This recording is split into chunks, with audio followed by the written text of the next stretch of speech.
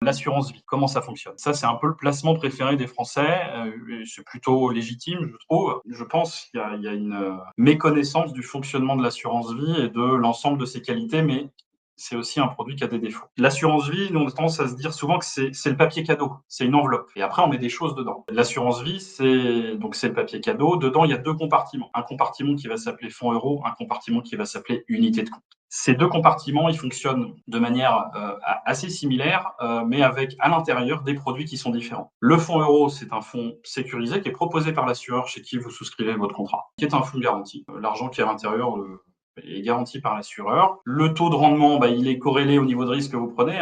Vous prenez pas de risque, le taux de rendement est plutôt faible. En ce moment, on va être sur des taux autour de 3%, entre 2,5 et 3,5, on va le dire comme ça. Et de l'autre côté, vous avez les unités de compte. Les unités de compte, c'est la jungle, pour le dire clairement. C'est plein de possibilités, plein de sociétés de gestion qui se proposent aux assureurs pour placer les fonds de leurs clients. Et on va dire ces sociétés de gestion, elles ouvrent des unités de compte qui ont des thèmes. Donc, il y en a qui vont gérer que de l'action européenne, que de l'action américaine. Il y en a qui vont plutôt investir sur de l'obligataire, de la dette d'entreprise ou d'État. Il y en a qui vont plutôt être sur du monétaire, voilà. Et puis ça peut se faire par zone géographique, Asie, Europe, etc.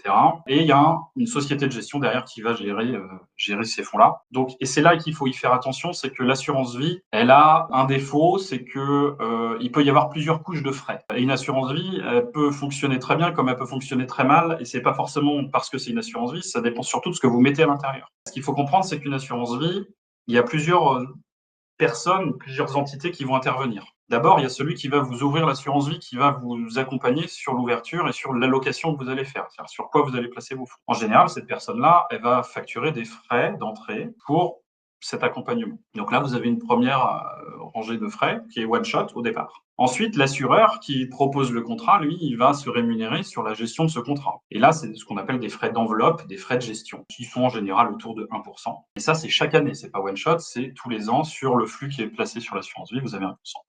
Et puis sur les unités de compte, ensuite, vous avez, et là c'est la foire de nouveau, vous avez des frais par unité de compte en fonction de la société de gestion qui va gérer les fonds derrière, en fonction des placements qu'elle fait, si c'est une gestion active ou plutôt passive. Et là, ça peut aller de proche de zéro si vous mettez votre argent sur des ETF. Les ETF, c'est des trackers, ça suit un indice. C'est ultra diversifié et ça demande peu de gestion puisque c'est un modèle on va répliquer le marché américain, par exemple. Donc là, les frais sont très faibles et vous avez des gestions qui facturent cher, 2,5, 3%, parce qu'elle va avoir une gestion très active avec des gens derrière qui vont bosser pour permettre d'améliorer la performance. Donc là, par contre, il faut y faire très attention parce que pour le coup, les frais peuvent être assez importants et ça vient forcément grignoter votre performance. Deuxième sujet sur l'assurance vie, c'est la fiscalité. La fiscalité est assez intéressante puisque sur un contrat d'assurance vie, alors vous pouvez retirer l'argent quand vous voulez. Ça, c'est un peu aussi, et encore TF1 cet été qui a fait une bêtise en disant que l'assurance vie était bloquée pendant 8 ans. C'est faux. L'assurance vie, vous mettez de l'argent dessus, vous pouvez le retirer le lendemain. C'est quand vous voulez. La différence, c'est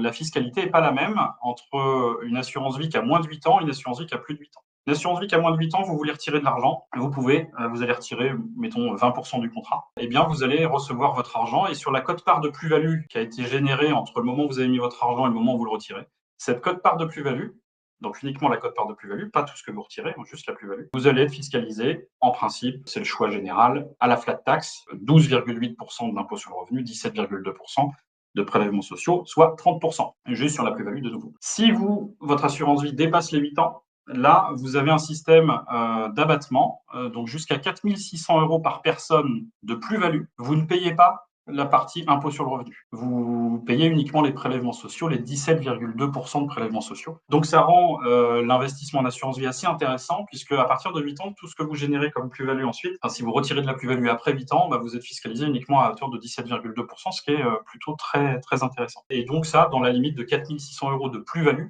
par personne, donc 9 200 € dans un couple, qui fait déjà un bon niveau de plus-value. Et pour moi, l'intérêt presque le plus important de l'assurance vie, c'est pas tellement le fonctionnement dans la durée, puisque on l'a dit, c'est quand même un placement intéressant. Mais là où c'est vraiment intéressant, c'est au moment du dénouement du contrat. Donc le dénouement du contrat, ça veut dire quoi? C'est le moment où il s'arrête parce que l'événement pour lequel il avait été ouvert s'est produit. Et l'événement, c'est le décès de l'assuré. Et à ce moment-là, on a une fiscalité là aussi qui est très intéressante puisque donc on appelle ça la clause bénéficiaire. Quand vous ouvrez un contrat d'assurance vie, vous rédigez une clause bénéficiaire dans laquelle vous allez définir à qui va l'argent si vous décédez alors que vous avez encore le contrat dans les mains. Gros avantage de cette clause bénéficiaire, c'est que vous pouvez mettre absolument n'importe qui, presque. Vous n'avez pas le droit de mettre certaines personnes qui éventuellement vous accompagnent dans votre fin de vie, vous avez pas le droit de mettre votre notaire. Voilà. Il y a quelques personnes, vous n'avez pas le droit de mettre votre conseil patrimonial. Vous pouvez, dans cette clause bénéficiaire, mettre n'importe qui ou presque. Ça, c'est un gros avantage aussi parce que si vous mettez un tiers, enfin, si vous voulez faire un testament et dire bah, je veux qu'il y ait 10 000 € qui aillent à mon jardinier, bah, ce jardinier, il va payer 60% de droits au moment de votre succession, alors qu'en assurance vie, il paye zéro. Et pourquoi il paye zéro? Parce que cette clause bénéficiaire, elle est non fiscalisée jusqu'à 152 500 € par bénéficiaire. Dès lors que les sommes que vous avez mises sur l'assurance vie, vous les avez mises avant vos 70 ans. Donc ça, c'est exceptionnel. Un abattement de 152 000 € par bénéficiaire, c'est énorme. Ça vous permet de passer outre la fiscalité des successorales pour un montant significatif. Si vous mettez de l'argent sur une assurance vie après 70 ans, c'est plus 152 500 € par bénéficiaire. Ça descend à 30 500 € pour tous les bénéficiaires, donc c'est beaucoup moins intéressant. Mais bon, ça reste quand même intéressant puisque toute la plus-value qui est embarquée, vous ne payez pas vraiment sur la plus-value parce que votre contrat, il part directement à vos bénéficiaires. Voilà, donc l'assurance vie, c'est un super levier de placement, mais aussi et surtout, je trouve, super levier de transmission.